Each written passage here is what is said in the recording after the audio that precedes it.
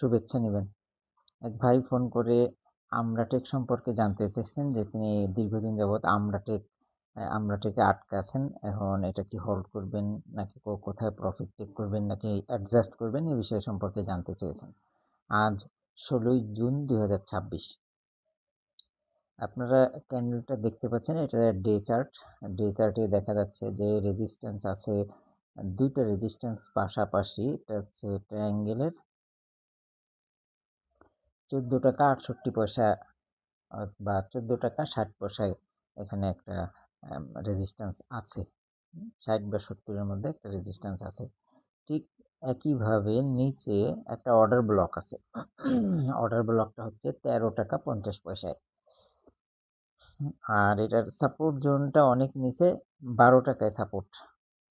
আর এখানে যে trend line তৈরি করা হয়েছে, ট্রেন্ড লাইন যদি আমরা দেখি তাহলে ট্রেন্ড লাইনের খুব কাছাকাছি পাশাপাশি ২ টা রেজিস্ট্যান্স আছে ১৫ টাকা ৯০ পয়সা লেভেলে। স্টকটি উঠেছিল ১৫ টাকা ৯০ পয়সা লেভেলে, উঠে সেখানে হিট করে সে আবার নিচে রিটেস্ট করতে এসেছে।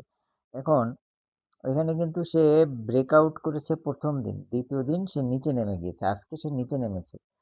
নিচে নেমে যাওয়ার পর আবার কিছুটা বাই প্রেশার, অর্থাৎ আজকে ব্রেকআউট হয়েছে, রিটেস্ট এখনো হয়নি, কনফার্মেশন হয়নি। ব্রেকআউটের পর কনফার্মেশন একটা গুরুত্বপূর্ণ জিনিস। আর কনফার্মেশন যদি ঠিকমতো না হয় তাহলে এই স্টকটা আবারও নিচের দিকে নেমে যেতে পারে। আপনারা দেখতে পাচ্ছেন ক্যান্ডেলের উপরে লেখা আছে, এই যে ক্যান্ডেলটা দেখতে পাচ্ছেন এই ক্যান্ডেলটায় 40% সেল বায়ার আর হচ্ছে 60% সেলার। এই ক্যান্ডেলটা দেখতে পাচ্ছেন ঠিক একইভাবে এখানেও 50% বায়ার 50% সেলার। এই যে রেড ক্যান্ডেলটা দেখতে পাচ্ছেন এই ক্যান্ডেলের মধ্যে 100%ই সেলার, অর্থাৎ এর নিচে যারা বাই করেছিল তারা এই পজিশনে এসে প্রফিট টেক করেছেন। আবার রেজিস্ট্যান্সের উপরে ক্লোজ হয়েছে দেখে অনেক বিনিয়োগকারী এটাকে কনফার্মেশন ভেবে এই জায়গাতে তারা আবার এন্ট্রি নিয়েছেন। পরে বিনিয়োগকারীদের বাই প্রেসারে এটা আবার একটু উপরে উঠেছিল। আবার যারা নিচে প্রফিট টেক করেছে, যারা নিচে বাই করেছে তাদের প্রফিট টেকিং এর প্রেসার কিছুটা প্যানিকের প্রেসারে স্টকটা নিচে নেমে গেছিল। অর্থাৎ দুই পক্ষে ধাক্কাধাক্কিতে স্টকটা রেজিস্ট্যান্সের মাঝ বরাবর আছে। অর্থাৎ আরেকটা ব্রেকআউট হয়েছে ছোটখাটো, কিন্তু কনফার্মেশন এখনো কমপ্লিটলি হয়নি। কনফার্মেশন না পেলে এইসব স্টকে এন্ট্রি নেওয়াটা অত্যন্ত ঝুঁকিপূর্ণ। এখানে দেখুন ডাইভারজেন্স লেখা আছে, ডিসপ্লেসমেন্ট লেখা আছে।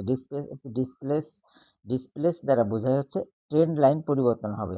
আপনি দেখুন এখানে কোনো ডিসপ্লেস, ডাইভারজেন্স বা কোনো কিছুই, কোনো ইন্ডিকেশন নেই, কোনো সিগন্যাল নেই। যার ফলে আমরা বুঝে নিচ্ছি যে এই স্টকটা এখনো ইনডিসিশন জোনের মধ্যে আছে। এই মুহূর্তে এখানে বাই সেল সবকিছুই ঝুঁকিপূর্ণ। এখানে প্রাইসটা ওঠার সময় কত লেভেল 14 টাকা 20 পয়সায় যখন উপরে ওঠে তখন একটা ছোট চেঞ্জ অফ ক্যারেক্টারের এখানে একটা ফেয়ার ভ্যালু গ্যাপ বা এই ধরনের একটা কিছু তৈরি হয়েছিল। হ্যাঁ, একটা অর্ডার ব্লক তৈরি হয়েছিল। এটাকে দেখুন রিটেস্ট করেছে, রিটেস্ট হয়ে গিয়েছে, হয়ে উপরে উঠেছে, কিন্তু এখনো পর্যন্ত এই স্টকটি বাই সিগন্যাল আসেনি। যদি আমি এখানে দেখি যে তার স্কোর স্কোর হচ্ছে 3.4 আউট অফ 10, একটা আপ ট্রেন্ডের মধ্যে আছে, কিন্তু এখনো বাই জোনে সে আসেনি। সুতরাং আমাদেরকে আরো কিছু সময় বা কিছু দিন অপেক্ষা করতে হবে। আরো ২-৩টা ক্যান্ডেল বা আগামী দিনের ক্যান্ডেল যদি লাল যে বার, এই রেখা, এই রেখার উপরে ক্লোজ হয় তাহলে আমরা এখানে এন্ট্রি নিতে পারি। ধন্যবাদ। আশা করি উপকৃত হবেন। আপনাদের যদি কোনো অ্যানালাইসিস দরকার হয় তাহলে এটা আপনি কমেন্টস বক্সে